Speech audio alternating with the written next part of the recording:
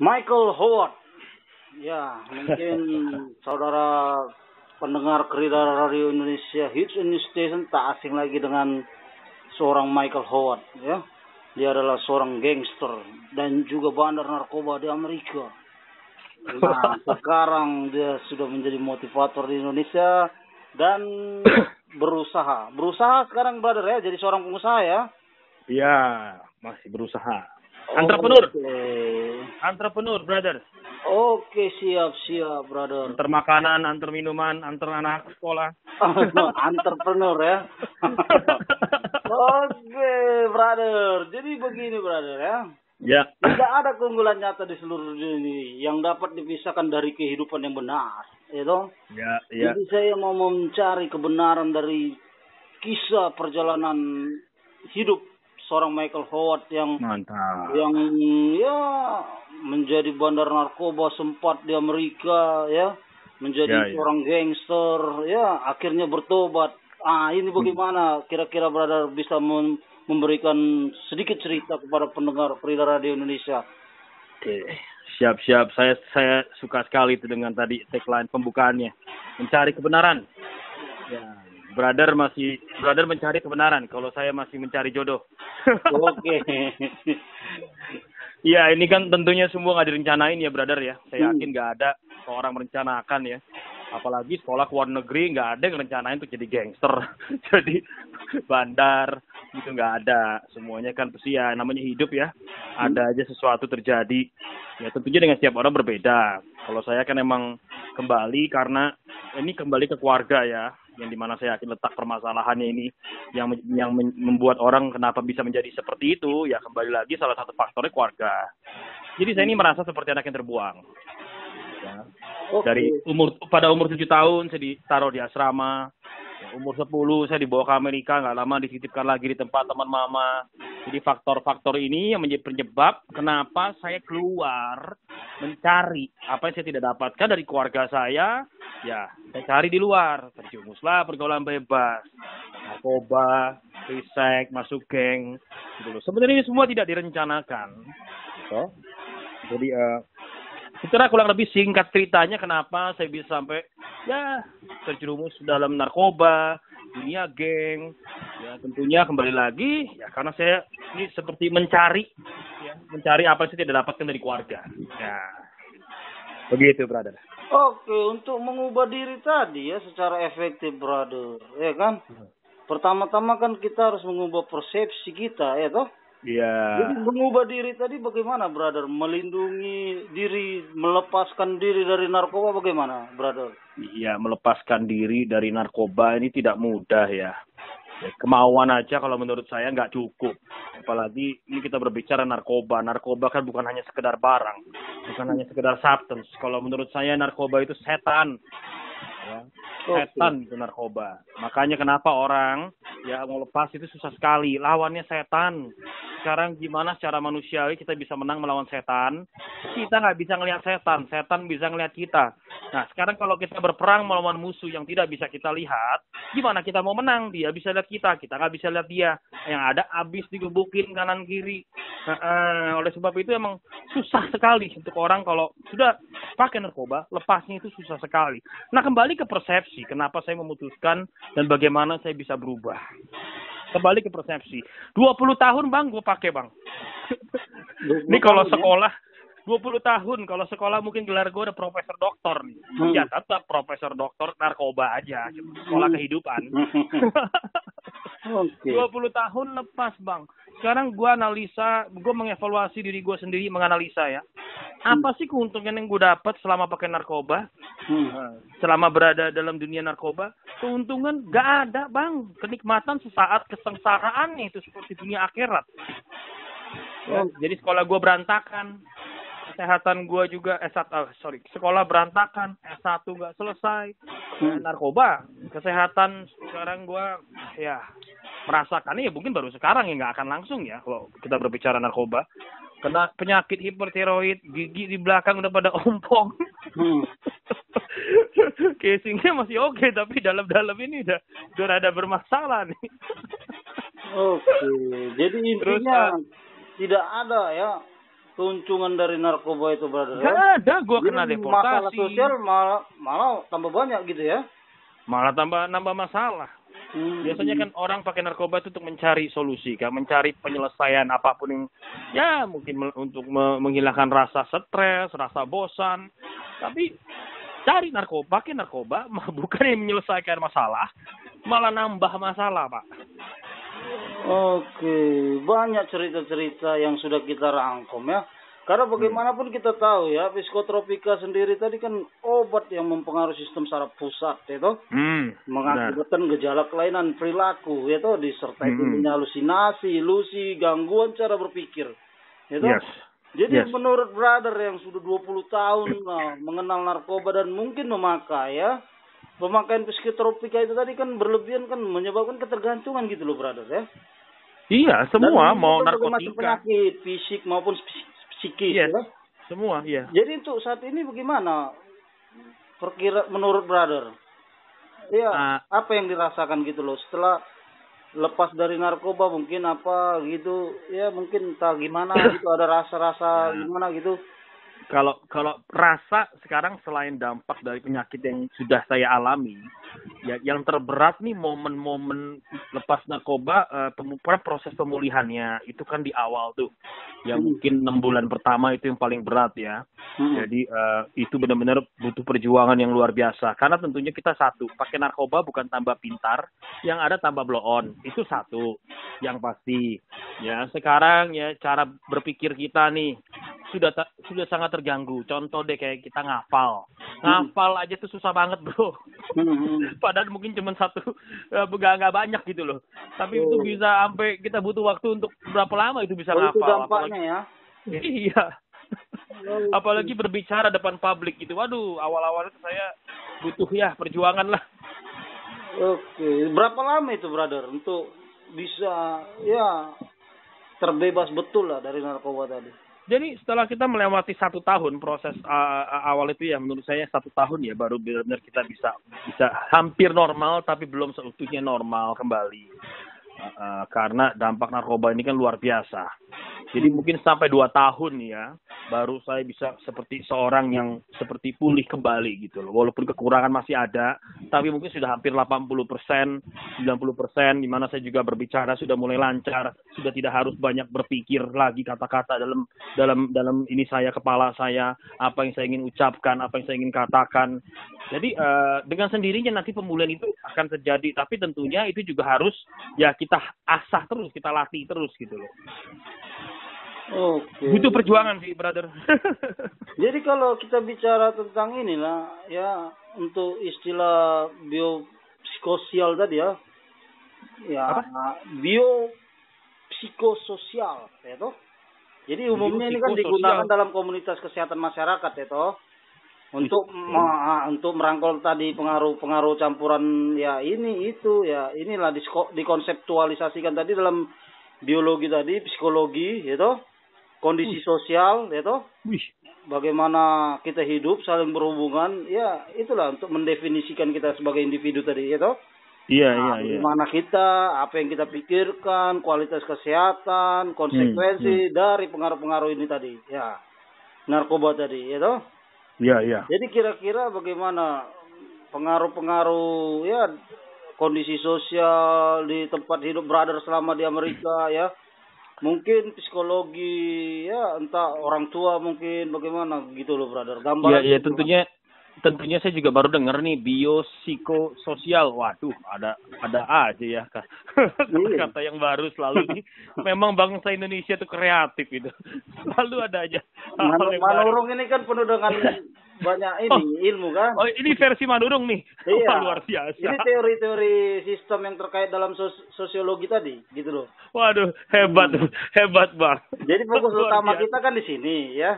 Bagaimana teori sistem yang terkait dengan sosiologi ya, kita campur adukkan sistem yang berinteraksi tadi ya, bagaimana lah dinamika teknis dengan dunia nyata yang sangat kompleks tadi ya toh. Iya, benar. Ya tentunya kan narkoba itu sendiri kalau kita kembali narkoba itu apa kan itu kan satu zat atau substance ya yang bisa merubah pikiran, perilaku dan perasaan seorang ya. Nah tentunya kalau orang sudah kena narkoba segala sesuatu dalam dirinya akan berubah. Seorang yang tadinya baik jadi tidak, yang tadinya sabar jadi emosian. Nah, gitu dalam perihal sosial, ya, kita kadang tuh sering berpikiran buruk tentang teman kita. Nah, ini nggak bisa dijauhi nih. Ini udah 11-12 nih.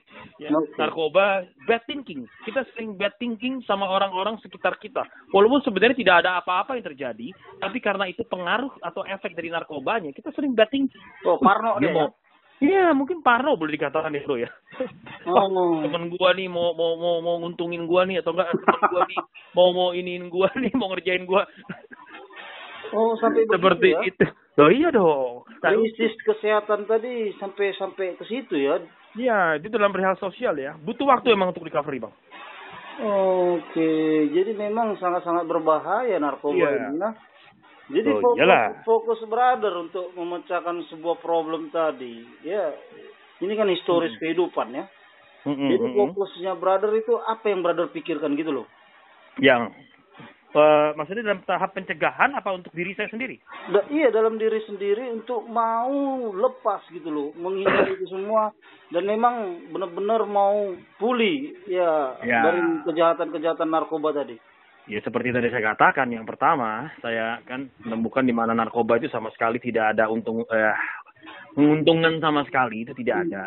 Dan kedua, saya lihat di sini, saya 4 kali overdosis di Amerika. Ya, tabrakan mobil sudah nggak tahu berapa kali itu mobil, udah 3 hancur kali. Bahkan di Indonesia juga sempat terbalik mobil saya. Ya, jadi banyak dari kejadian-kejadian ini yang saya alami. Ya, ini membuat saya berpikir bahwa saya ini masih ada sampai hari ini. Tentunya saya ada ya karena Tuhan Allah masih beri saya kesempatan untuk hidup ya, agar saya bisa menceritakan pengalaman hidup saya ini kepada generasi-generasi muda nih, agar mereka tidak melalui apa yang telah saya lalui. Intinya kan begitu. Kadang butuh seorang seperti saya yang telah melalui, yang sudah pernah melalui semuanya itu sebagai saksi hidup, ya agar mereka bisa melihat bukti nyata. Saya ada kok foto-fotonya pas lagi pakai narkoba itu kurusnya luar biasa. Pas mobil saya kebalik, saya ada kok. Jadi mereka bisa melihat secara visual gitu. Oh iya, kenyataannya benar. Bukan hanya berdasarkan teori. Kadang teori semua orang tinggal lihat di Google. Teori banyak banget kok di media-media. Yang mereka butuhkan adalah kisah story nyata, pengalaman hidup yang benar dari seorang yang telah melalui semuanya itu, dampak-dampaknya, kerugiannya, agar mereka bisa mendapat gambaran dalam ini mereka nih, visualization, agar mereka bisa mendapat visualization bahwa gila, narkoba itu benar-benar sama sekali gak ada baik-baiknya. Jadi kalau saya masih hidup sampai hari ini, brother, saya percaya ada satu tujuan dalam hidup saya, yaitu agar saya bisa menyuarakan ini semua kepada masyarakat, kepada generasi muda di Indonesia. Itu hati yang bicara ya. Iya, benar, brother. Kalau terkait ini, brother, kehidupan di Amerika sendiri lah, kita tahu ya. Bagaimana kira-kira menurut brother gambarannya? Terkait kehidupan mereka sendiri gimana nih? Untuk kehidupan brother sewaktu ikut geng-gangster itu loh, ya kan? Waduh. Etika kepribadian dan karakter tadi kita mau tahu gitu. Ada apa di sana? Ada tok kah atau bagaimana? Kalau ini berarti seperti mengupas KLBK nih, kenangan lama bersemi kembali, bukan kita yang bersemi kembali. Jadi langsung ke LBK ya gini loh. Ini namanya kan orang kalau sudah masuk geng, ya narkoba 20 tahun, 3 tahun penjara, mantan narapidana. Kira-kira brother kurang lebih nih karakternya seperti apa sih? Pasti semuanya tidak baik. Manipulatif semua, nipu. Waduh, pasti semuanya tidak baik lah. Ya, itu kan untuk bisa mengubah semua itu kan butuh waktu. Ya, butuh waktu. Jadi selama saya berada dalam itu, perubahan yang ada dalam diri saya itu nyata. Ya, saya sama orang tua kurang ajar, saya sampai ludahin muka mama saya pukul-pukulan sama papa saya banyak juga pukulin orang, saya juga kadang juga kena pukul juga. Jadi untuk bisa merubah semua itu tidak mudah. Itu seperti sudah embedded gitu loh dalam diri saya, karakter. Sekali lagi, memang karena saya mempunyai tekad ya, bukan kemauan. Untuk seorang bisa lepas dari narkoba, dunia hitam seperti itu, kemauan saja tidak cukup. Harus tekad yang kuat dan dedication. Ya, dedikasi itu benar-benar dia harus benar-benar berjuang seperti seorang yang merangkak dari liang kubur, merangkak keluar. Jadi benar-benar saya memiliki tekad yang kuat, brother, untuk berubah. Makanya saya bisa menjadi seperti saat ini, ya, karena ya mati-matian saya merubah karakter saya. Yang tadi suka omong kotor, dikit-dikit kalau orang nyelip atau apa omong kotor, tapi mulai dari diri sendiri. Ketika kita berada dalam mobil, ada motor nyelip, biasanya kebun binatang semua bahasa ini keluar. Tapi karena saya memang ingin berubah, jadi mulai latihannya dari situ. Ketika ada orang nyelip, syukurlah. Jadi dari situ perubahannya pelan-pelan. Ya, jadi saya juga biasanya kalau orang pakai narkoba itu malas. Ya bangun tidur aja mungkin nggak mau sikat gigi, langsung ngapain gitu loh kerja. Jadi saya mulai perubahan itu dari diri sendiri dulu awalnya. Ya, jadi ya itulah proses-proses yang saya alami, brother. Emang tidak mudah untuk merubah karakter mindset. Dulu mindset saya nih. Mindset saya, gimana? Buat apa menikah sama satu wanita kalau kita bisa memiliki semua yang ada di dunia? Waduh. Tak pikir nih Tuhan menciptakan begitu banyak wanita-wanita cantik. Masa kita harus nikah sama satu wanita? Waduh. Itu mindset saya dulu. Tentunya ya mungkin itu ya lagi konslet narkoba yang berbicara. Jadi mindset seperti ini nih yang harus saya ubah. Jadi butuh proses lah untuk semuanya, brother. Referensi apa, brother, untuk mendorong brother ke sana? Ada referensi mungkin, ada teknik untuk memperbaiki hidup tadi, kan ada strategi mungkin ya untuk brother bisa berubah gitu kan? Setiap orang kan punya kesadaran. Oke. Setiap orang punya kesadaran. Gini, brother. Sekarang kamu tes saja diri kamu. Kamu tes. Kamu coba katakan sama diri kamu sendiri, dasar lu goblok, tolol, kamu dasar miskin, kamu dasar gak berpendidikan, kamu dasar sampah. Kalau misalkan kamu suka dengan kata-kata itu dan bisa menerima itu, mungkin kamu adalah seorang yang sangat sulit untuk berubah. Tapi kalau dari situ ketika kamu mengucapkan itu, kamu ada perlawanan dari dalam diri. Enak aja lu gua sampah, gua akan buktikan. Ya enak aja gua goblok, ya gua akan belajar. Enak aja gua ya macam-macam. Nah kalau dari situ kamu merasakan adanya perlawanan, berarti kamu tidak mau menerima semua itu. Dari situ, bro, saya timbul dorongan dari dalam diri saya. Saya bisa kok menjadi orang yang sukses. Saya bisa kok membuktikan pada orang-orang bahwa saya adalah seorang yang bisa membawa dampak dan perubahan. Saya bisa kok punya masa depan. Saya bisa kok punya bisnis. Saya bisa kok punya karya. Dan dari situ saya mulai nge-build diri saya. Ya, di lain hal juga keadaan saya ada di Indonesia, orang tua saya di Amerika, saya tidak punya uang banyak, saya tidak punya harta atau orang tua saya juga tidak punya warisan buat saya. Jadi di sini kesadaran timbul dengan sendirinya. Kalau saya mau melanjutkan hidup seperti itu, gue bisa jadi gembel di Indonesia. Jadi motivasi itu memang sudah datang dari dalam diri sendiri, ya. Dipengaruhi beberapa faktor atau unsur-unsur, ya ini seperti yang saya katakan, keadaan saya di Indonesia, keterbatasan saya. Sudah gitu saya juga bukan orang yang mau menerima omongan-omongan orang yang merendahkan. Kalau kita suka direndahkan orang dan kita bisa menerima itu dan tidak ada perlawanan dari dalam diri kita, kamu bermasalah. Tapi kalau ketika orang katakan kamu sampah, lalu kamu menerima sebuah perlawanan dalam diri kamu, berarti kamu normal. Berarti kamu ya boleh dikatakan ya di jalan yang benar lah. Kamu tidak mengalami kelainan lah. Karena kalau kamu bisa menerima orang merendahkan kamu, waduh, repot. Jadi tertarik saya nih dengar cerita brother tadi. Bagaimana persepsi terbentuk tadi, bagaimana brother mengatur, brother melihat ya. Bagaimana brother melihat, mengatur, bagaimana berperilaku ya untuk memuaskan diri sendiri mungkin ya, untuk berbuat yang lebih baik mungkin ya, mengajari diri sendiri lebih ya. Ya. Mungkin banyak hal kenapa. Ya mungkin ini loh, mungkin kan gini loh, setiap orang kan berbeda penerimaan. Kalau untuk saya mungkin cara-cara untuk bisa lepas dari narkoba berbeda, karena nggak bisa ya, saya lepas narkoba di Indonesia juga sempat pakai, bro. Saya lepas tentunya tanpa rehab dan atas kesadaran saya sendiri. Cuman karena sudah berpengalaman, jadi saya tahu apa yang saya harus lakukan. Di Amerika saya sudah pernah direhab, tapi tidak berubah juga. Kenapa? Karena waktu itu saya belum mau berubah, masih mau pakai. Rehab itu efektif kalau orang itu mau berubah. Tapi kalau dari dalam diri orang itu tidak mau berubah, mau lo direhab 20 kali juga nggak mungkin bisa berubah. Oke.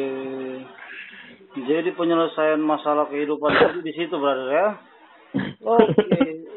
Untuk terakhir lah, brother, ini ya, sebelum kita close ya. Kadang-kadang memang harus diekspresikan tadi itu. Iya, pepatah inspiratif tadi ya, brother ya. Sikap Anda menentukan ya bagaimana Anda ya toh. Apapun yang dapat dipahami oleh pikiran manusia dan memang yakin itu dapat dicapai ya nak. Nah, bagaimana caranya kita mendorong ya diri kita sendiri lah untuk melakukan yang benar, yang ya adil, sabar, itu sederhana, sopan, rendah hati, ya berintegritas, panjang lah ceritanya kalau kita cerita. Ya nak? Gak habis-habis. Nggak habis-habis nanti kita bincang khusus ini ya toh. Iya. Jadi intinya menanggapi semua hal dalam hidup tadi, bagaimana brother bisa memberikan pandangan lah dulu. Ya mungkin kita harus paham ya bagaimana kita mengekspresikan keyakinan kita tadi dengan baik. Itu kalau kita tidak menyelidiki hati kita sendiri dengan segala ketekunan untuk mengaliri masalah-masalah kehidupan tadi. Ya toh? Oh iya. Nah, itu di situ dia. Bagaimana caranya brother untuk yang mengasih pesan-pesan ya kepada para pendengar setia Krida Radio Indonesia. Kali aja ada mereka yang memakai narkoba ya. Nah. Ini sudah ada 256 brother pendengar ini dari seluruh luar biasa. Terima kasih para pendengar. Ya, ini radio yang sangat luar biasa nih. Sangat menginspirasi ya, banyak sekali informasi ya yang sangat bermanfaat dari narasumber-narasumber yang luar biasa ya. Kalau dari saya sih simple brother, sering-seringlah bercermin pada diri sendiri ya, bukan bercermin untuk diri. Jadi bukan, kita kan biasa kalau ngeliat cermin melihat penampilan luar kita, yang kita bisa lihat kan cuma penampilan luar, tapi dalamnya kita nggak bisa lihat. Nah itu ya untuk kita bisa bercermin ke dalam, ya itu yang paling penting kalau menurut saya ya. Cenderung orang tuh hanya bercermin penampilan luar, tapi jarang sekali mau melihat ke dalam. Nah semakin banyak waktu kita habiskan untuk melihat ke dalam, semakin Anda akan merasa akan menjadi seorang yang bijak. Itu aja sih dari saya. Dan pengertian akan lebih lagi. Karena ya siapa sih yang bisa mengetahui diri kita ya selain diri kita sendiri, yang kita orang lain terbatas, tapi yang bisa mengetahui dan mengenali diri kita adalah kita sendiri. Jadi sering-seringlah bercermin tapi untuk melihat dalamnya. Ya berbicara dengan diri sendiri ya bukannya berarti kamu gila, dan jangan juga berbicara di luar sendiri gitu loh. Maksudnya di kamar banyak berbicara sendiri, bertutur kata sendiri dengan diri sendiri. Pasti kekuranganku, kenapa ya kok gue begini salah, kenapa kok itu bisa begitu ya, nah seandainya begini. Jadi hal-hal seperti ini sih yang saya ingin sampaikan untuk teman-teman di luar situ ya. Ya ingin jadi seorang yang bijak, ya penuh dengan wawasan, lebih rendah hati, ya banyak bercermin ke dalam lah. Nah, itu aja. Ini yang sangat bagus tadi. Makanya pendengar mungkin memahami paradigma kita sendiri ya, bagaimana mereka membuat perubahan paradigma dari brother tadi juga itu. Mantap sekali mungkin ya kata-katanya brother bercermin ya. Bercermin untuk diri sendiri ini sudah sangat-sangat luar biasa brother. Memang harus lebih rajin mereka itu bercermin untuk diri sendiri biar paham dia dirinya ya nak brother. Begitu ya. Hampir di setiap sudut rumah juga ada cermin kok. Cuman bagaimana kita mau menggunakan cermin itu kan. Cermin ini ya. Cermin kehidupan. Oke brother, sukses selalu brother. Thank you untuk waktunya. Kebenaran kondisi hidup brother tadi ya toh, memahami, memberi pemahaman lah ya. Bagaimana brother tadinya kehidupannya ya, faktanya ini itu ya. Mungkin ada sesuatu hal yang positif yang mungkin bisa diambil para pendengar setia Krida Radio Indonesia untuk kehidupan yang lebih baik gitu. Iya. Sukses juga untuk brother ya. Terus brother ya. Terus menebar kebaikan dan inspirasi menjadi yang terbaik. Terima kasih banyak. Oke. Selamat siang, mohon pamit para pemirsa. Thank you. Terima kasih. Oke, pendengar setia Krida